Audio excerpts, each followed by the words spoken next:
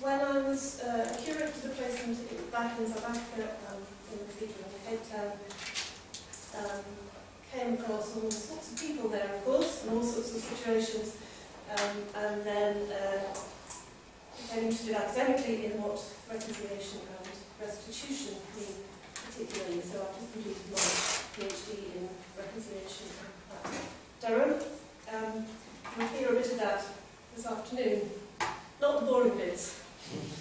Some of that 4 years was pretty boring, but quite a lot of it wasn't. So I hope you'll hear the interesting bits of that.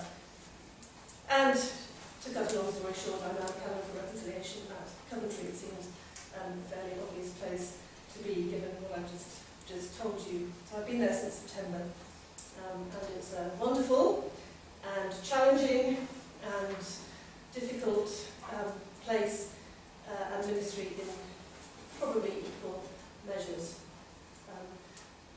But I'll come on to a bit more about what we do in a minute. As we know, reconciliation is one of the Archbishop's 3 priorities. Why? Why is reconciliation? Well, partly because he was at Coventry and it sort of gets inside you once you've been there. But more seriously, because it involves all of us all of the time. You don't have to have the sort of physical and contextual upbringing that I had to know that we all need reconciling with God, with ourselves, with each other as individuals, in our communities, in our churches, in our parishes, in society, in our nations, and between our nations. You don't need me to tell you all of that. And because we're given a mandate, aren't we? We say in Coventry reconciliation is the gospel. It's not an add-on part of the gospel.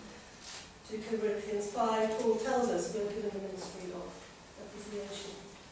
And I think it undergirds gospel values which we can discuss.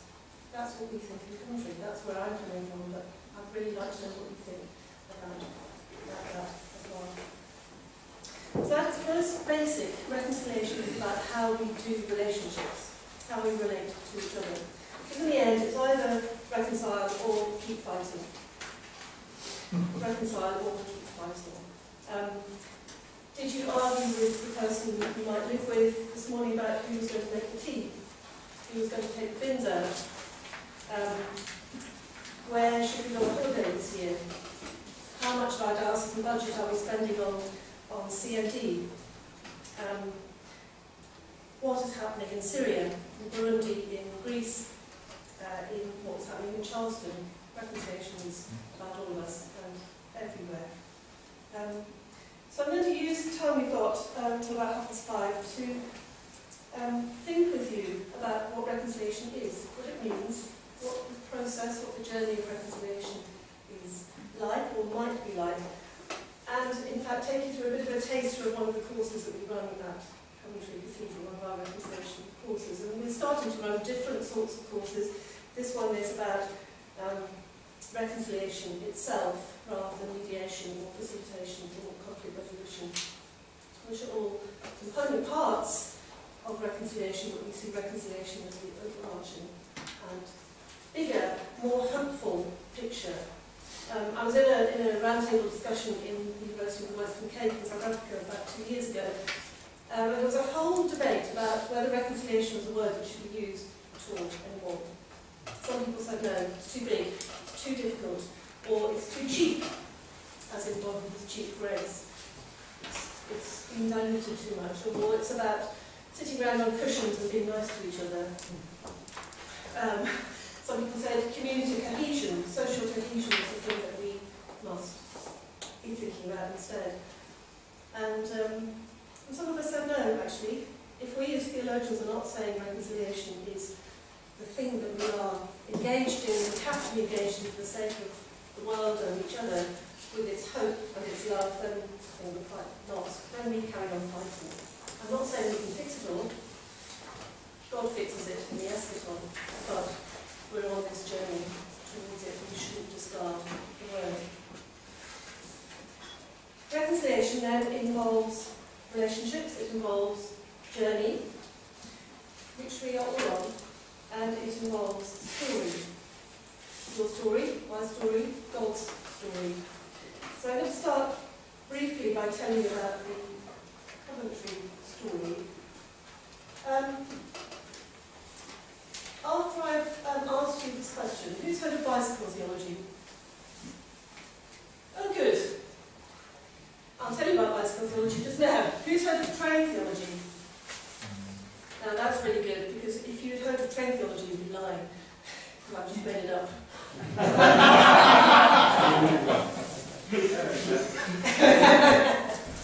I wasn't a psychiatrist for 20 years for nothing. So we're going to look at this question of reconciliation. Whose story is it? And I'm saying this is all of our story. So this is the baptistry window at Coventry Cathedral. It's my favourite part of the cathedral. Who's been there? That's a trick question. No.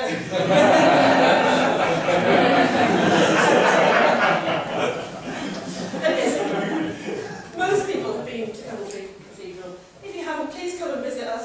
Come and visit me. It's a wonderful place to experience the story and the journey of reconciliation and the place of reconciliation.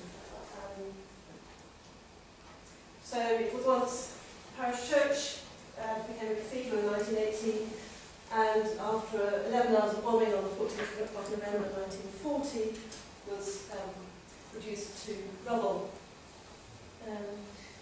There's a rumour that Churchill and the War Office knew that Coventry was going to be bombed that night. It's a very tough one in Coventry to think about that. And in the morning, what they'd done, because the roof was, the pillars were pulling the roof in, the medieval pillars, they'd strengthened the roof with metal bars, and there were sentry bombs which fell on the roof and sat there for quite a while until they burned through. And then the whole roof came in very quickly because of the way it had been strengthened by these metal structures. So they're quite high walls, but no roof. And the roof beams fell, two of them in the shape of a cross, and they bound them together and put the child cross behind the altar that they built of rubble in the sanctuary of the ruined and rubbled medieval cathedral. Provost Howard came out and scrawled in chalk on the sanctuary wall, "Father, forgive." You probably know all this anyway, so I'm not going to talk about it too much, but "Father, forgive," 1940, not "Father, forgive them," not "Father, forgive those Germans who bombed us," "Father, forgive all of us," because we all play our part in the destruction and the darkness and the despair of the world. We're all in need of forgiveness. That wasn't a terribly popular message for quite a lot of the people in Coventry in 1940. But nevertheless, and it was broadcast on Christmas Day in the service. He said, "Father, forgive," and the nation heard. And they made crosses of nails out of the medieval roof nails, and we now have Community of the Cross of Nails, which has about 185 churches and schools and centres and organisations worldwide who work for peace and reconciliation in their own context. It could be a very different context. We have some in Sierra Leone. We have the cathedral in Christchurch in New Zealand, which was destroyed by the earthquake. It's one of our Cross of Nails partners. The cathedral in Bujumbura in Burundi is one of our Cross of Nails partners. Lots in Germany, Northern Ireland, South Africa, the world, and we partner with them because we learn as much from them as they do from us. In fact, it's a huge privilege to be able to be linked with these places and people doing really significant reconciliation work in their context. And some of our schools, our icon schools, work in a reconciled classroom. They have particular ways of looking at bullying and relating to each other, which is part of what reconciliation means as well. So, Coventry to Cape Town. That's the Coventry story very briefly. Now I'm going to tell you another story which is based in South Africa, and this was part of what I did for my PhD, but it is one of the most pertinent reconciliation stories I've come across, even since I've been in this particular role. I did this before I was at Coventry. And as I tell you this story, please keep in your minds that we're all involved in this story. This might have happened in South Africa, but it's about me and you and all of us in our different ways of where we need in our lives, in our parishes, in our dioceses, in our workplaces, where reconciliation is needed. So, as I tell you the story, put yourselves in this story somewhere else. Okay, because reconciliation starts with people, well, it starts with God, but then it's people. What I mean is it starts with praxis, it doesn't start with theory, it can't start with theory, it has to start with the people involved, people who need reconciliation. And this is Olga, one in pink, and her friend Mama Namoy. And Olga is one of the key players in this story of reconciliation. Now, train theology. Here's a train. So Olga was one of the people who was hurt very badly in a bomb in 1996 in a small town in the Western Cape in South Africa called Worcester. Because it's mainly a white Afrikaans town in the centre of it. The Black Township is 5 kilometres out of the town, and it's called Swalatemba, which means a place of hope. Not a very hopeful place when you look at it. And in 1996, apartheid had ended. A far-right white group, the AWB, set off 4 bombs in the supermarket where the black and coloured community do their shopping. Christmas Eve afternoon, time so that they finished work at lunchtime, went to do their food shopping for Christmas Day in the afternoon. Luckily, only 2 of the bombs went off. One was in the Christmas tree inside the supermarket. 4 people were killed and about nearly 70 were injured. And the 4 bombers went into hiding. The youngest one was 17, and after about a month he gave himself up to the police because he realised that some children had died in this bombing. And he and the other 3 have been in prison in Pretoria ever since. Stefans, this young 17-year-old, was put to washing floors in this prison, mainly black prison, with another white prisoner called Eugene de Kock, who's, I don't know if you know him.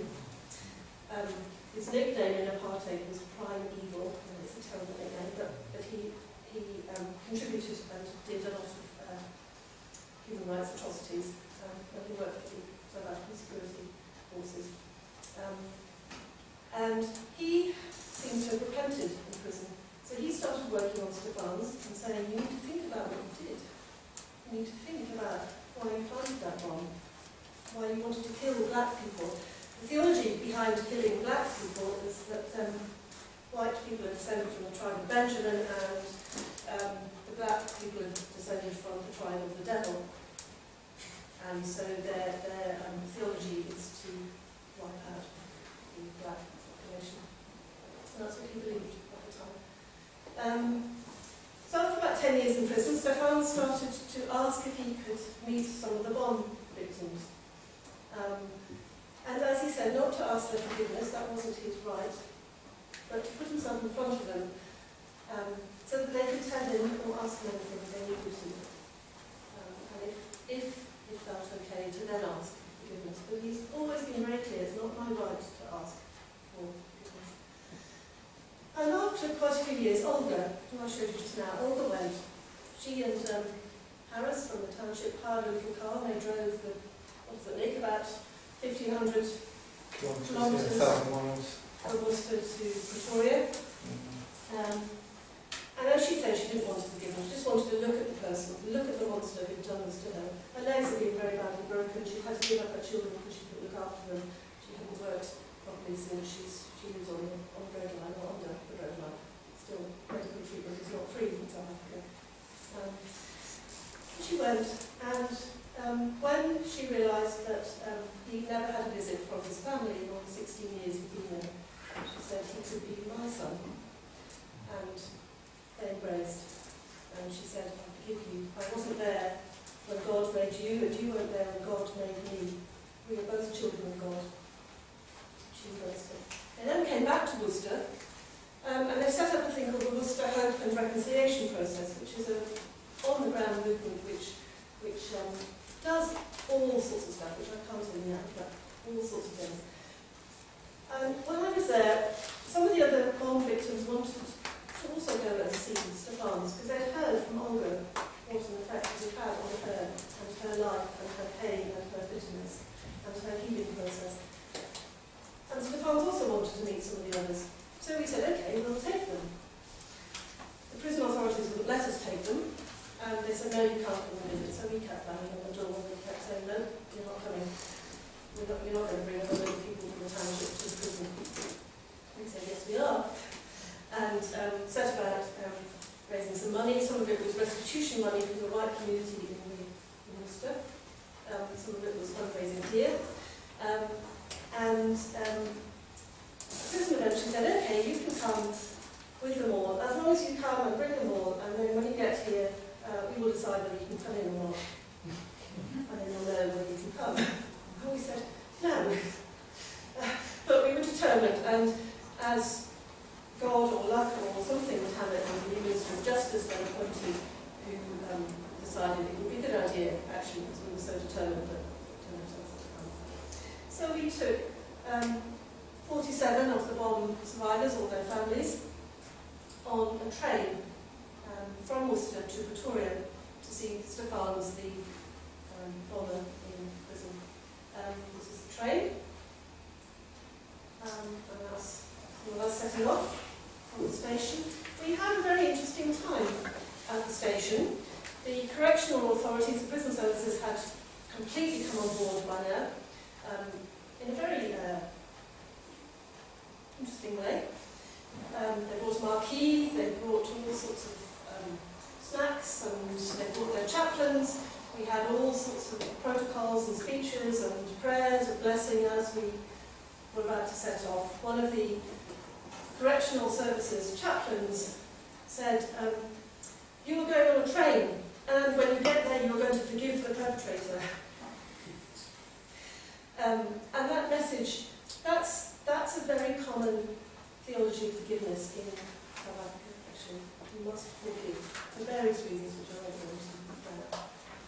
Not helpful to say it to this group of people, really. The White Dutch Reformed Church in the middle of the town gave us these food parcels, tabkos, food buckets, to take on the train with us. That's an act of reconciliation in itself. These were people who were poles apart, and still are actually poles apart. They still live in the nice white centre of Worcester. These people live in the township with very poor housing, education, health, and everything else. So we have these. She had a great t-shirt. And this is on the train. We had asked a victim support group to do the psychological preparation of these bomb survivors. We got there to the station and saw that they hadn't done it at all.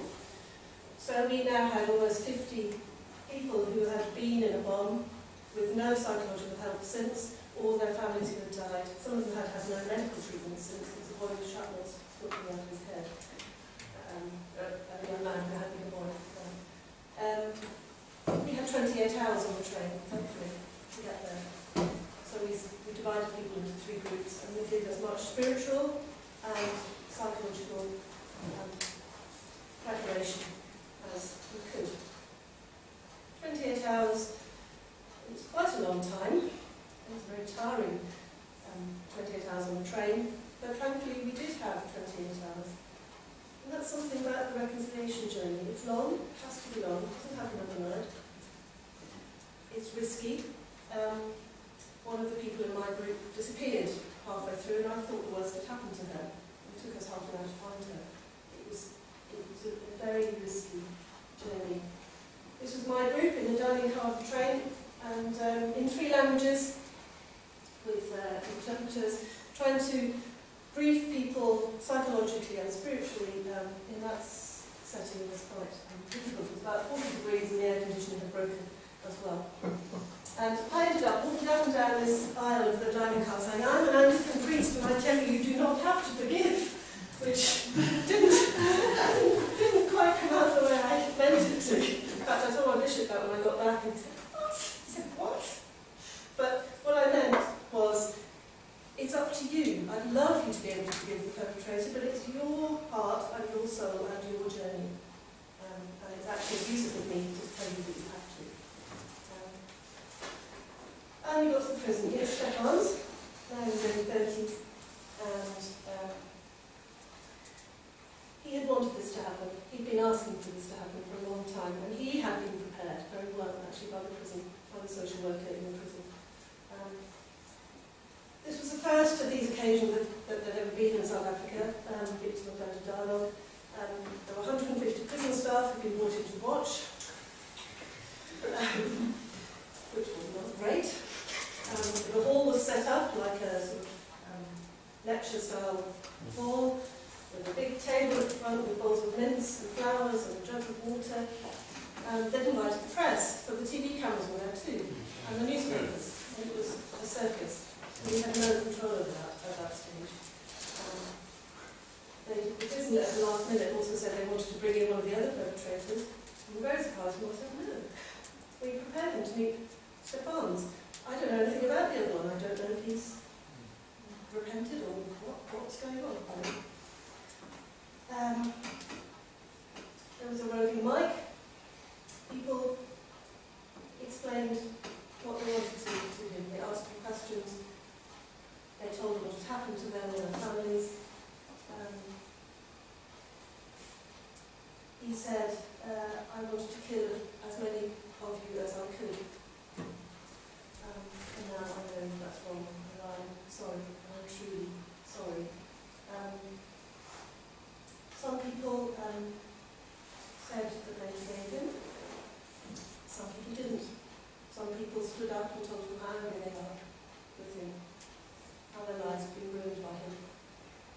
Other people said, I dedicate Psalm 23 to you.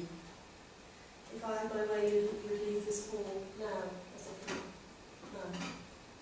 It became very distressing for a lot of people, of course. It lasted for 4 hours. I've never held as many people. Because there's something about reconciliation that's about embodiment as well. It's about being there with your body. Words are not enough in reconciliation. And South Africans get up and dance and sing at times of great emotion, thankfully, so that's what these guys were doing. So prison officers and police and Mrs. Harris, who went with the Friday football top on, we went with Olga the first time to see Stefan's. This is what happened in the Truth and Reconciliation Commission as well. Lots of emotion and lots of getting up and dancing. And we're going to dance later. But not like that. And nobody has to. Here's Olga telling her story. So we got back in the train again. We had this encounter with the perpetrator, an encounter which felt hopeful and sacred, actually. Many people embraced him at the end. There was a queue of people who wanted to embrace him. It's about being in your body, as well as your mind and your soul. It's all part of it. Train had these white fluffy slippers that sometimes you get with hotels, posh hotels, I'm told. And I noticed that all the ladies were wearing them on the way back. So we were allowed to detrain. I don't know what that means, except you get off the train and stand around on the platform for 20 minutes and you get in again. So we took a photo. The mood, as you can see, was very different all the way back.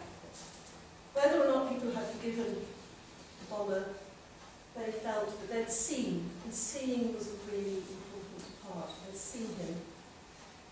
In Coventry, we encouraged people to come together around the table. Often a particular table, but the table in order to be able to see each other. Because that's the start of sharing your story. It's very hard to share your story if you can't see the other. You can, of course, virtually you're on base, but seeing is really important. Waving off. So some of the people embracing. She was one of the supermarket workers on the day. So that's the peace train story. It's quite a story, isn't it? As I said, it's not just a story about those people, it's a story about all of us in different ways. We've all got stories of hurt, of woundedness, of conflict. When I was working for Bishop Sheffield as his reconciliation advisor, one of the most difficult reconciliation jobs I've ever had to do was in a parish about coffee, of course, about the coffee morning. Doesn't have to be a journey like the peace train. I'm sure we've all got stories of conflict and resolution and the need for reconciliation in parish settings, in any settings that you may have worked.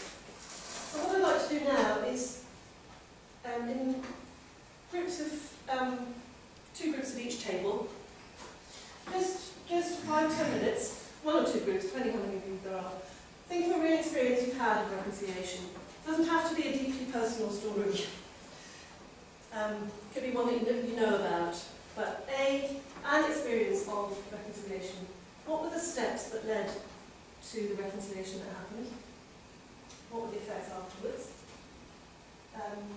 What were the key elements, the vital elements in that journey? And then I'd like you to have a go at describing reconciliation in 1 sentence. And I've put some bits of A4 paper and pens. If each group could write their sentence, that would be really helpful. Is that okay? Brilliant. About 10 minutes. So 2 groups at a table. Experience of reconciliation. What are the steps? What are the vital elements? And have a go at describing reconciliation. I change the anyway.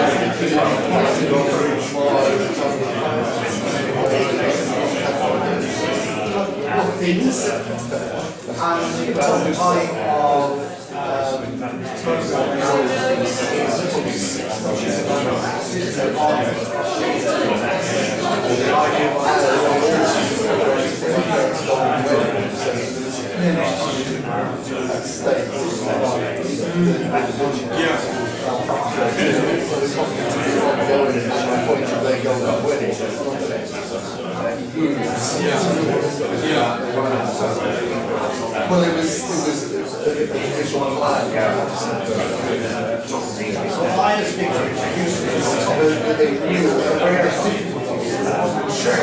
Sure that this quite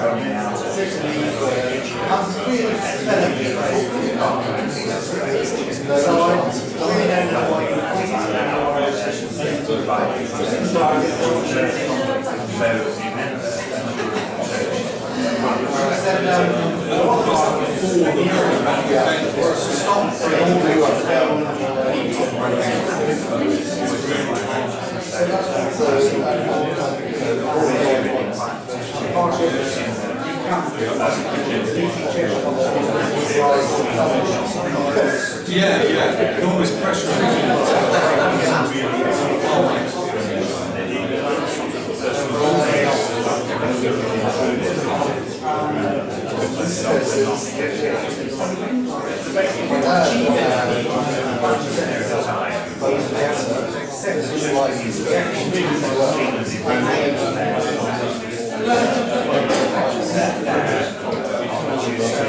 So, you know, the state is very emotional.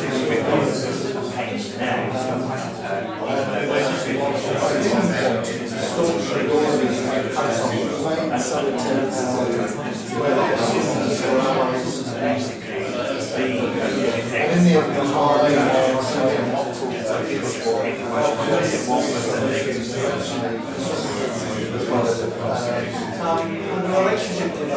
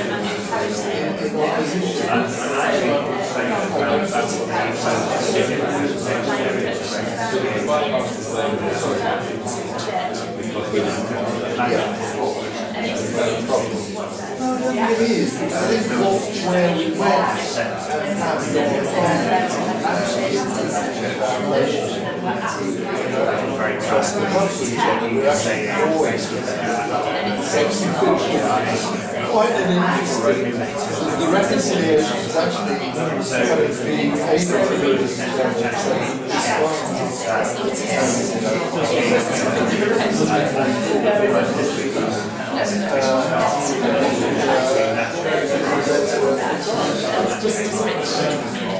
so it wasn't fitting in that kind of I'm sorry, I think I have to in a way, vice values were effective like it's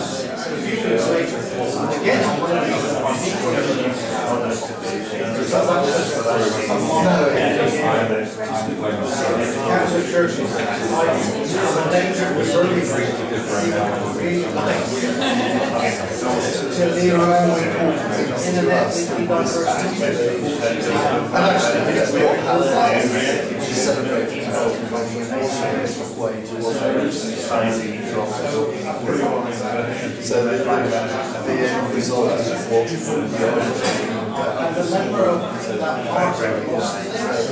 there was resolution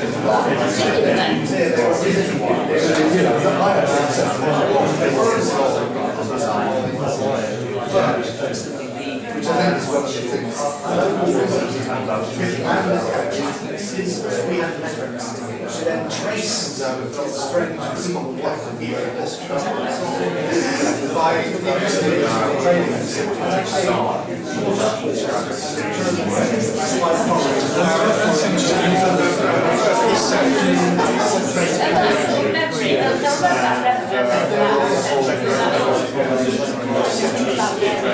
Yeah, so I know within myself that's where I come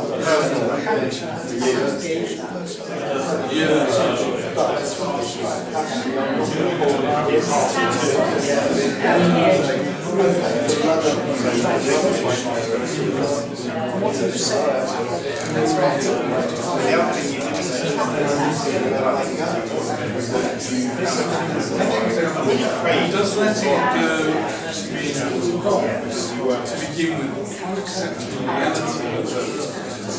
I don't think I could let it go without naming it.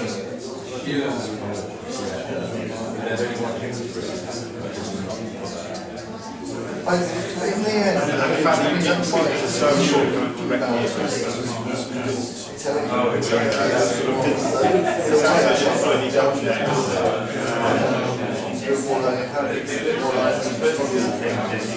and I know, and I've heard through his wife, the whole thing is kind of back couldn't find a way to express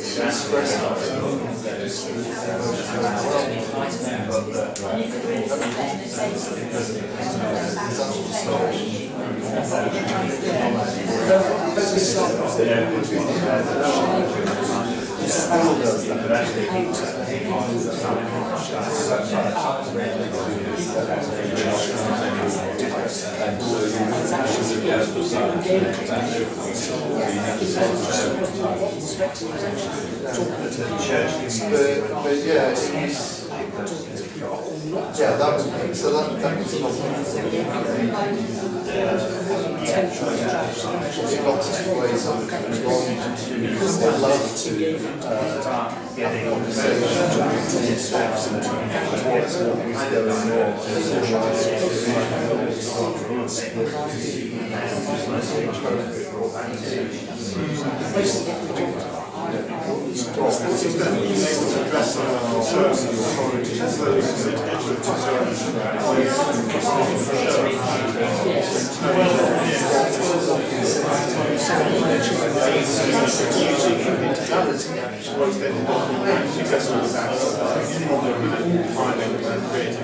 so everyone knows best.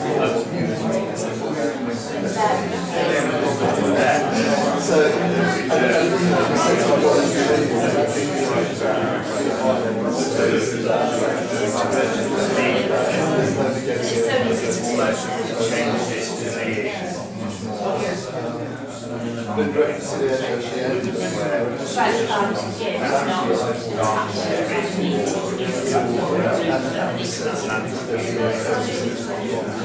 did you find No,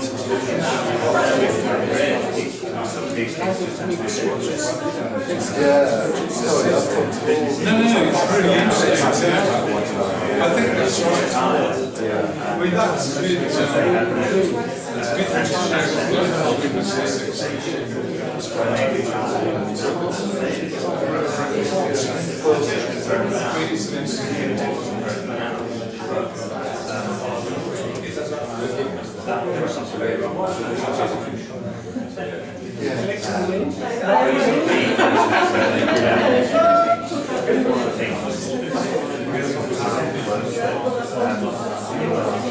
very often.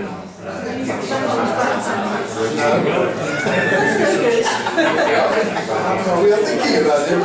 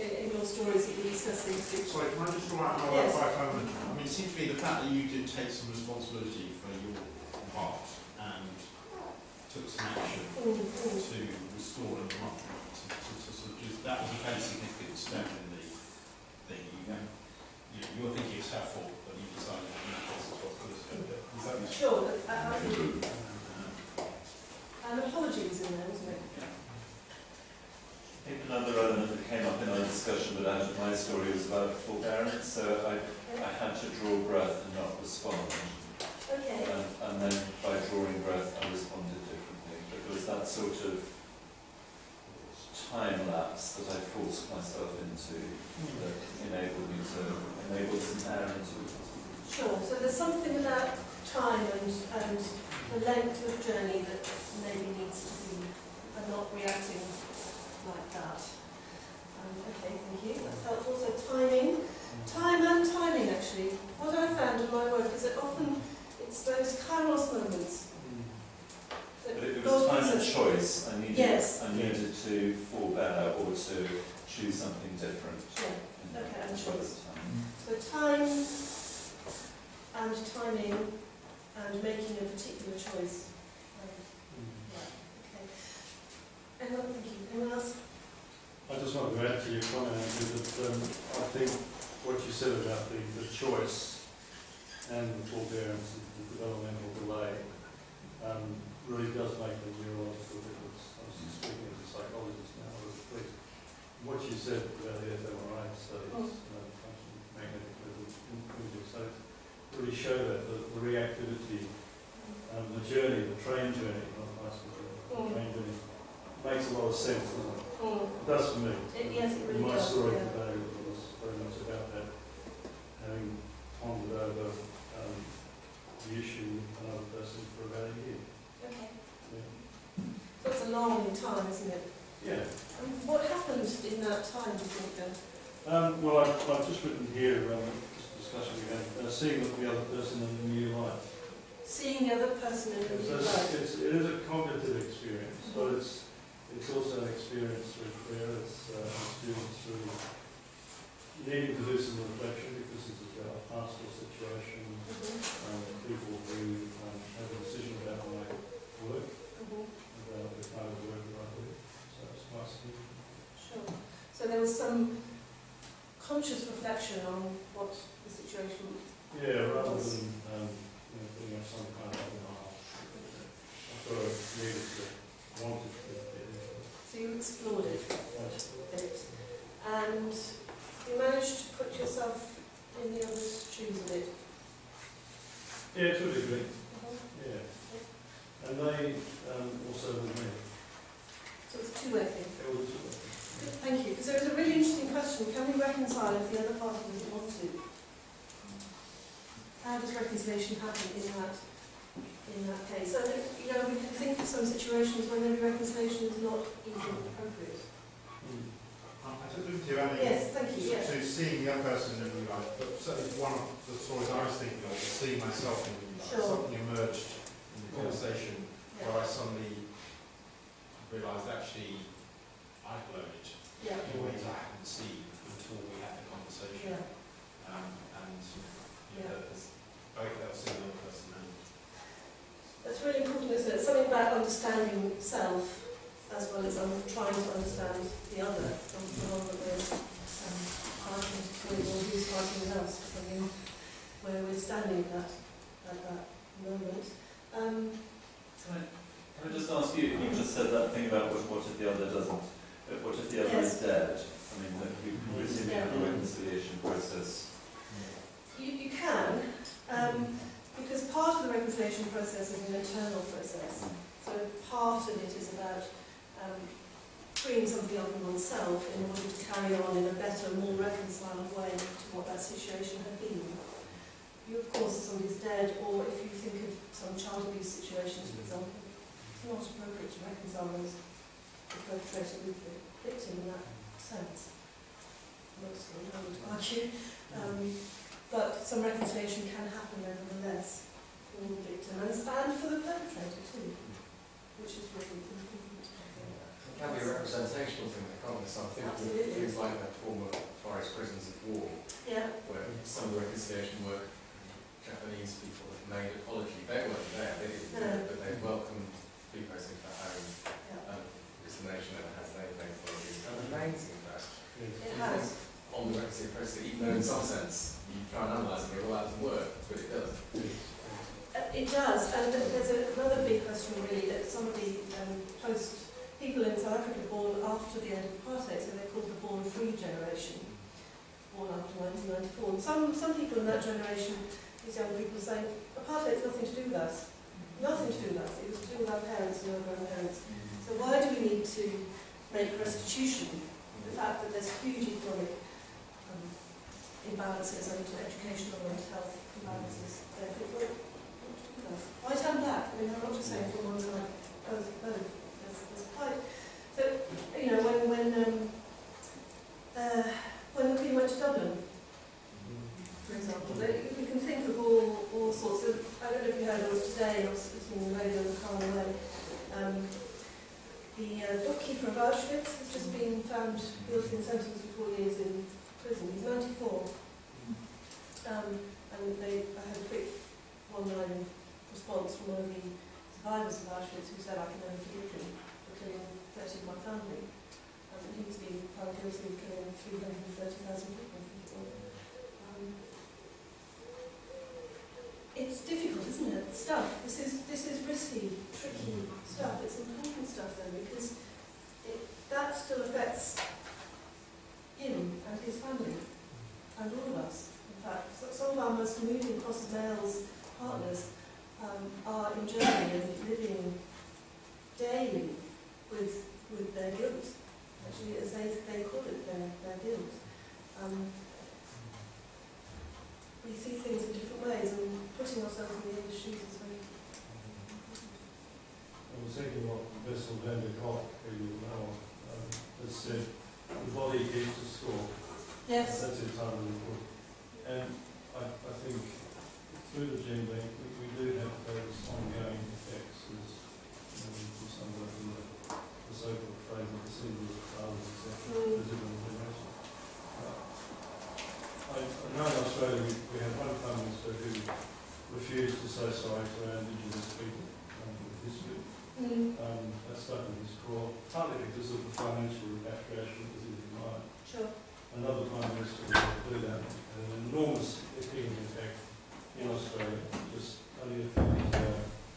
And so, for many of us who are newcomers like me from Britain, it was a profound moment. But it was an even more profound moment. When we think in the 60s, they had to carry a green card to get out of a state.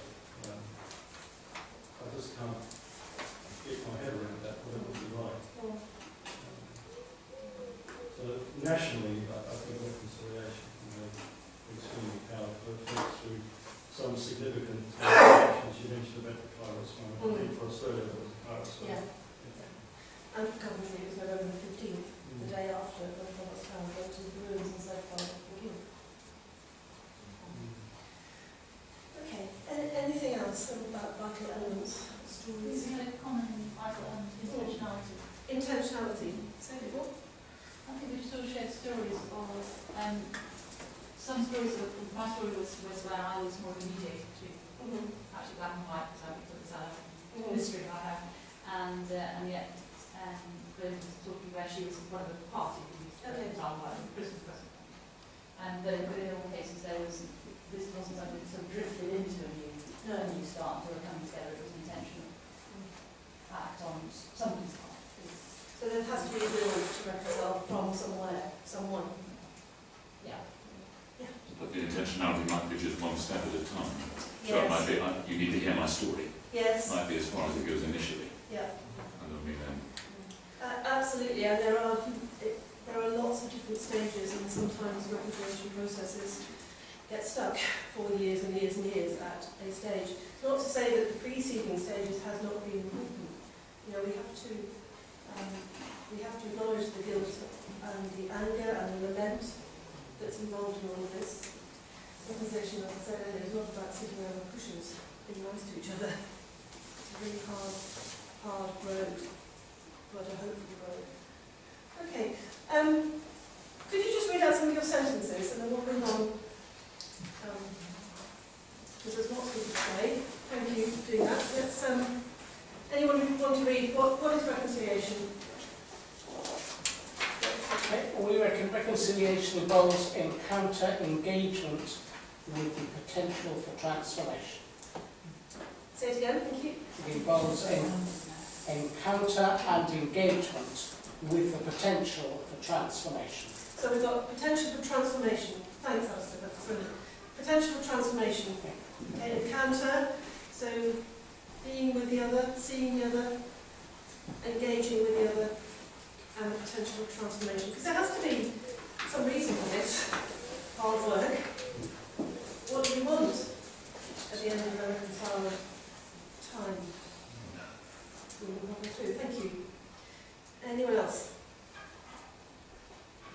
Adopting a different position, narrative or label, so the other is free to do the same if they want. That's interesting, if they want. So, because you've adopted a different position, that enables them to do that if they want. So there's a two-way intentionality there, isn't there? That's very interesting. Okay.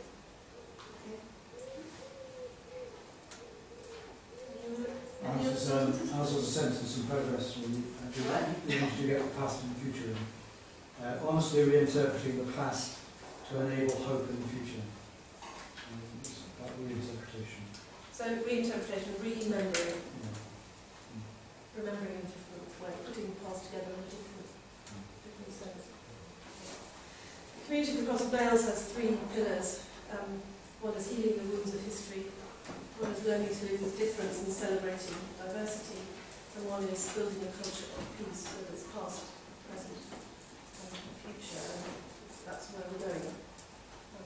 So past, forgive and forget is the worst phrase ever, I think.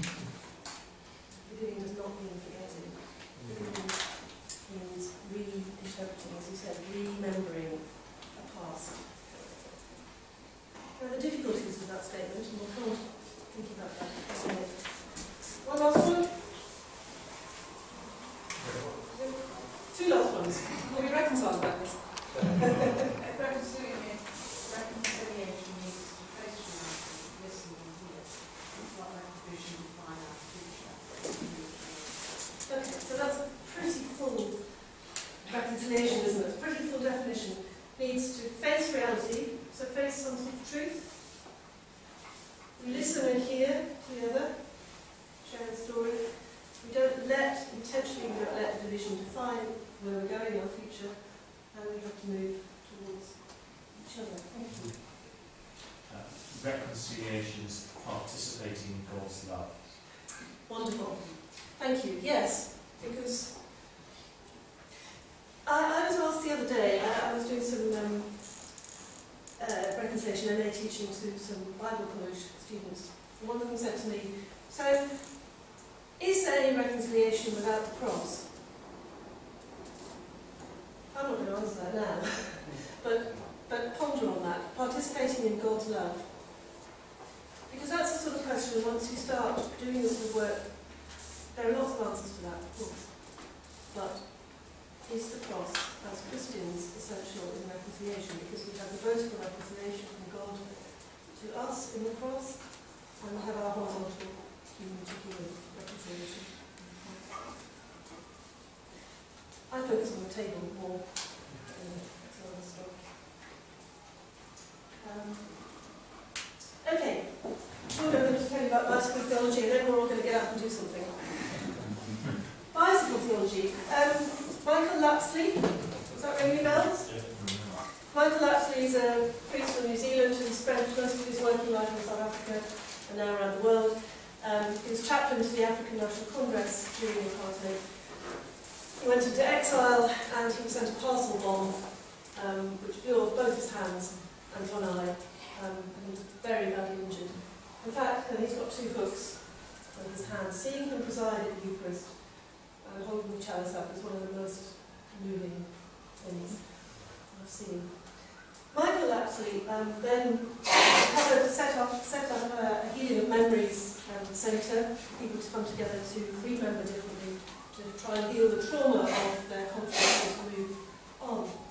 And he says, bicycle theology is when I steal your bicycle and I come back to you in 6 months' time and say, I'm the one who stole your bike, please will you forgive me? And you might say, yes, I do. But you might also say, well, where's my bike? And I say, well, the bike's in a ditch, I've trashed it. Really sorry, but there we are. Will you forgive me? And you might say, well, actually I need the bike to go and get food for my kids and my family. That's the only way I can get to work. So without my bike, it takes me 3 hours to walk to work, and I really need it. Where is it? And you might say, okay, I know you've also got a Harley Davidson, but that doesn't go at the moment. So here's a new, I don't know much about motorbikes, here's a new, what does he say, tyres and belt, or lights for the Harley Davidson or something. Instead, now will you forgive me? He says, the journey of forgiveness includes restitution, so making something, it can never be made as it was before, you can never make something as it was before, but some sort of material or symbolic act to help on the reconciliation journey, to show that, how do you know if somebody says sorry? How do you know they're sorry? Sometimes you can tell, sometimes you're not sure. He also says if the person who sends in the parcel ball knocks on his door tomorrow and says, I'm the one who sent you the parcel ball, you would have to have a question first, which would be to say, and what have you done since then? Are you still making and sending parcel bombs? And if the man said yes, he said, I would have to withhold my forgiveness. If instead he says, no, I've stopped and I'm a ward orderly in a hospital, he'd say, well, I'd like to be able to forgive you on my journey towards that.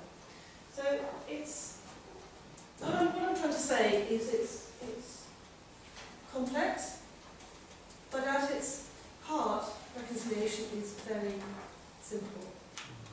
Actually, it's about sitting and eating at the table with each other. I think that's all it is. Sitting and eating. Now, there's a huge field. And you've just given your definitions of reconciliation. There are hundreds of them. There are obvious reasons why reconciliation is pertinent today as it was. I don't need to go through that. Terrorism, child soldiers, all the shared conversations. We're trying to reconcile all sorts of funds in the church and without the church.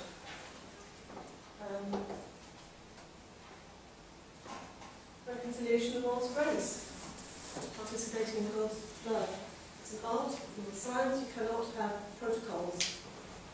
It's contextually driven.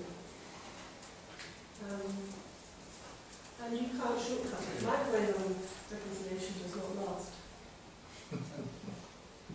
You need to start with the basic ingredients and cook them and then eat them together. So, I'm not going to go through these, but there are 4 or 5 on this page. Lots of different definitions of reconciliation. And here's some more. And here's some more. And here's some more. We could go on and on and on, looking at different definitions. Actually, I think this is much a better way of looking at it. And these are exactly the things you've just told us, I think. More or less. Process, it's about talking. It needs time and space for morning and evening. It's about understanding the other, understanding ourselves, something about truth, something about remembering in a different way. It's intentional, it interrupts something. Okay, now this is where I would like you to stand up, please. Because we've got about 15 minutes, we're going to stand up a bit. It's late on an afternoon, we've all travelled and we're here. John Paul Lederach is a peace academic and theologian and activist in America, and he does this exercise, which is Psalm 85.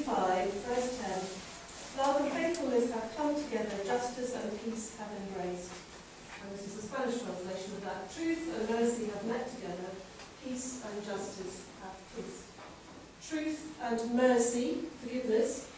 Truth, mercy, peace and justice. Okay, truth, mercy, peace and justice. Now, probably one of those words will have leapt at you. One of those will feel like more of your word than some of the others. Truth, forgiveness, peace and justice. Okay? So, I would like anybody for whom truth is their word. Truth? Any truths? One truth. Okay. Lonely truth. Lonely truth. Would you like to come and stand in that corner? Okay. What about mercy? Forgiveness? Okay. Lots of forgivenesses. Would you all like to go and stand in that corner? Please? Can have mercy and not forgiveness. Which one do you like? Right, mercy. Corner, mercy. Well, I have to deal with the forgiveness.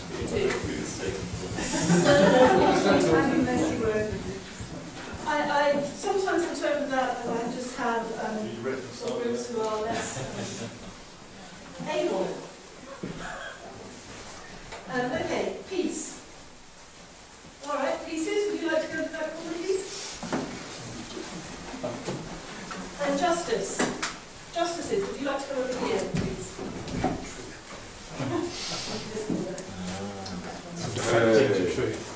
All right, now, justice is here. Peace is here. Mercy is here. Oh. All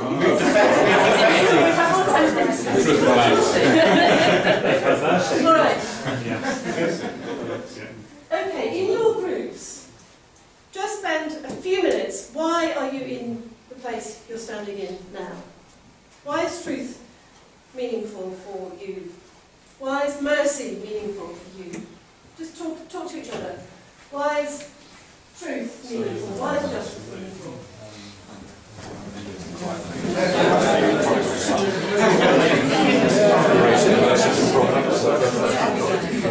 Prominent in my mind at the moment. If I'm reading the Bible, so I'm interested in not in the justice.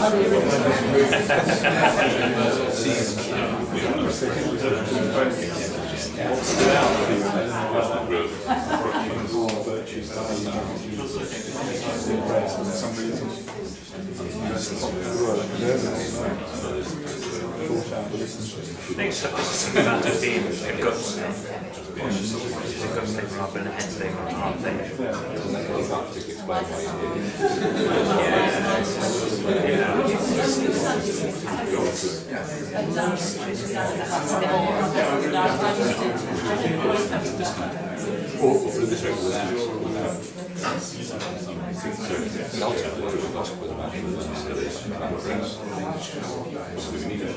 But then it's also going to be like justice. So quite nice. There's something about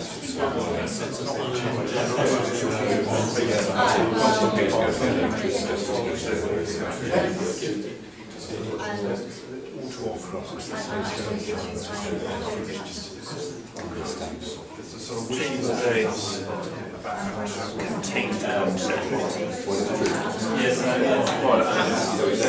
No, just the truth in itself. There is a contained content. It's either there or it isn't. There's a risk of logical thing.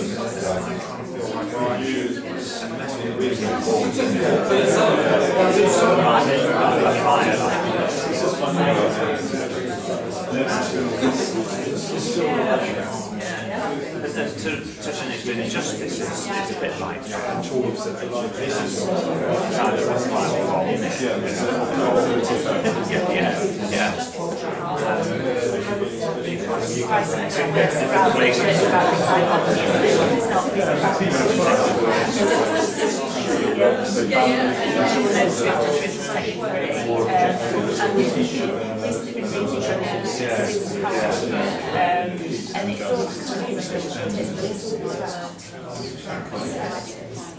The reason why I think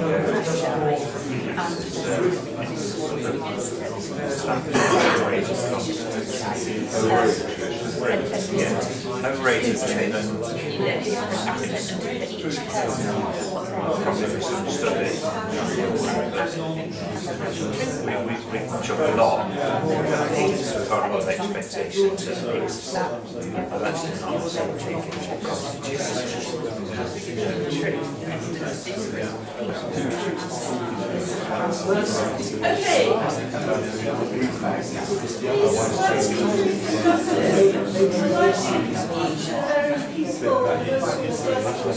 Truthful way, one of your number. Can you each pick one of your number to come and talk to us about why you're more important than any of the others? You have to be passionate and really strongly about why you are more important than mercy or truth or justice or peace. Okay?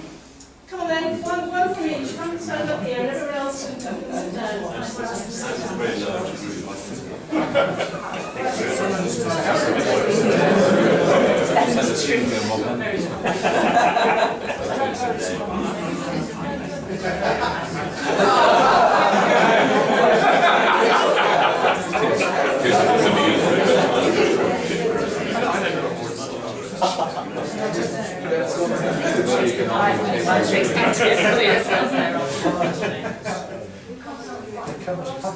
Okay, are we ready? Have we chosen our...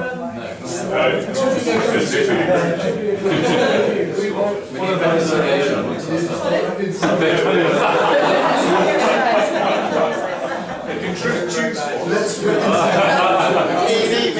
think they've given up already.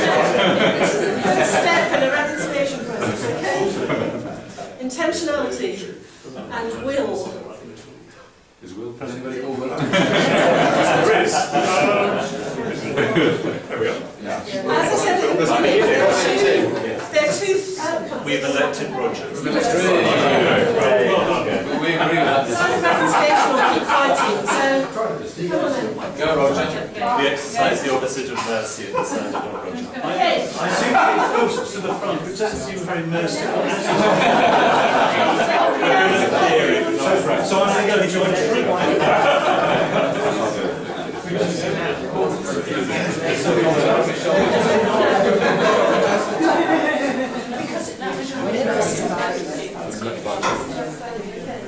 So everybody else can sit there.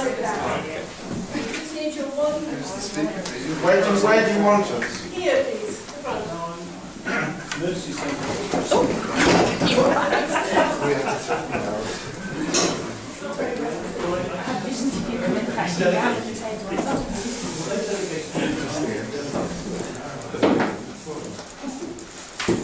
So mercy needing reconciliation over there.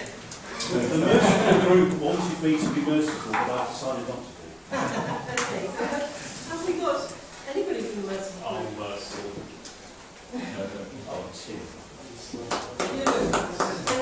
Okay. Right. Can you stand in a square facing each other? Two of you facing each other, the other two facing each other.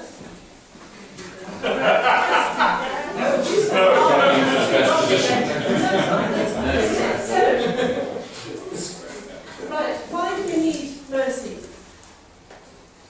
Because it gives us a right view of the world. It's the right view of the world. Okay, so what have you got to say about that? Truth. Well, you have to start with the truth in terms of understanding the world. If you don't know the truth of the depth of God's love, if you don't know the truth of our shortcomings and the way we hurt one another, you haven't got a starting place.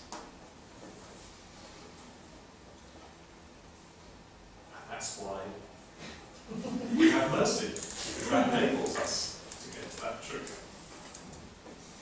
It gives us a proper appropriation of who we are before going on each other. What do you think of justice about that? Surely you need some justice in it. Justice is what really gives you the change and enables things to happen differently, enables transformation to happen. And mercy and peace are good and important, they're a bit like sticky plasters. And truth is there, but it's not very active. Okay, Keith, what do you think? I hate all the arguing.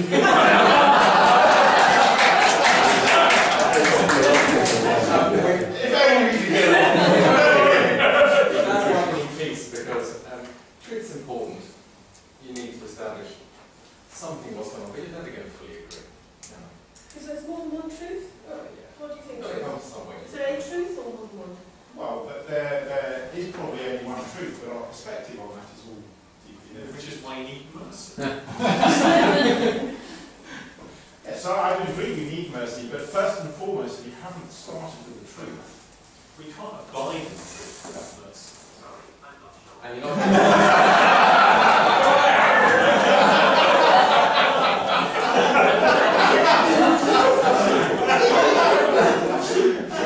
Siri has a view. and you can start with the truth, but if you want to finish with the truth, we're going to be here beyond some time. So how are you going to get them there, please? Well, in the end, as someone I'll agree made the point, the peace of God passes understanding. Understanding is important, but it goes beyond that. Shalom embraces all of these things. The biblical concept of shalom incorporates justice, truth, and mercy. You don't get it without it. Justice, truth and mercy. What do you think about that, Justice? The people in the peace train are still living in very unjust situations, aren't they? Yeah, and if you don't make that change and go to actually make the move to justice, so you use the truth to get you to the justice, and maybe the mercy and the peace help you along the way, if you can actually find the justice. It's all going to be the same as it was before, people don't have to keep on believing each other because it's still not right. That's not true. All right, peace. I appreciate your mercy. Yes. Okay, that's a good point to say. So we've got truth, peace, mercy and justice here. What's this space in the middle called?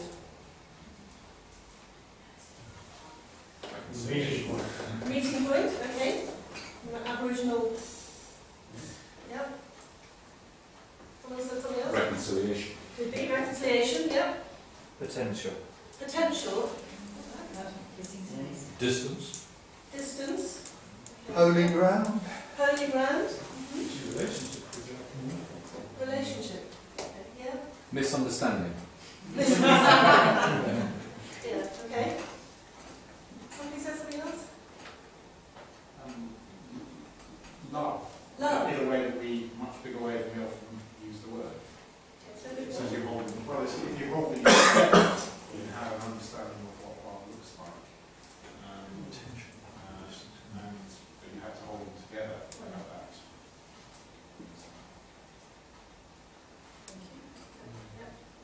Love or God. And there's a dynamic aspect. It's not static. Like, just thinking of what we're doing here, it's very much a dynamic process. It doesn't stop. And the minute you focus on one area, you almost compelled to go to another. You told us before. No, but Because, oh, sorry, go on. Go on. no, I didn't want to carry on with. I just, when I was watching it, that's what really came to me. That's what I'm doing. I'm on the process, I'm on the journey. It's never going to stop. Dynamic. It's never going to be static. I can't say, oh, right. I can't say that. Thank you. Because that very nicely segues into the very last thing. Can you do this with each other? And pretend you're doing a square, pretend you're doing a square dance. Have a dance here. Go to your right, that's it. Okay, so that's really good. That's really good. Keep going. Okay, so this space in the middle that might be called love or God or reconciliation or whatever you call it. Let's go over it. Maybe a bit more slowly. Because if you stand in the middle at a place of reconciliation, sometimes I need a bit more peace, or a bit more truth, or a bit more justice, or a bit more mercy than at other times. They're all necessary, but sometimes we need a bit more of one or the other, depending where we are in our journey. You can stop dancing. That's wonderful. It's just an illustration, really, that there are different components to the reconciliation journey. It's not static. We are on this journey, and actually we need all of these and more, I think. I'm going to leave you with what the and more might be. We can talk later or tomorrow. We can talk in more detail about other components of reconciliation and these ones as well, and share some more information and story and journey about what this is all about. So thank you. Thank you very much. Are we going to see Justice and Peace kissed over before we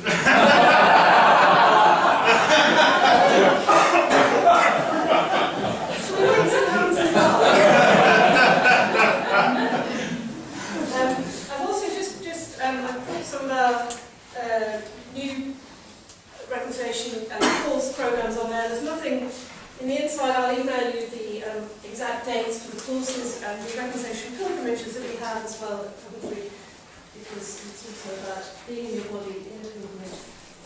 So do feel free to take one of those. And I've also put some of the wounded, having a conference in September, reconciling a wounded planet. Reconciliation is not just about God and people, it's about God and the planet and creation as well. So there are only a few of these around, but they're very well set. Thank you. Thank you.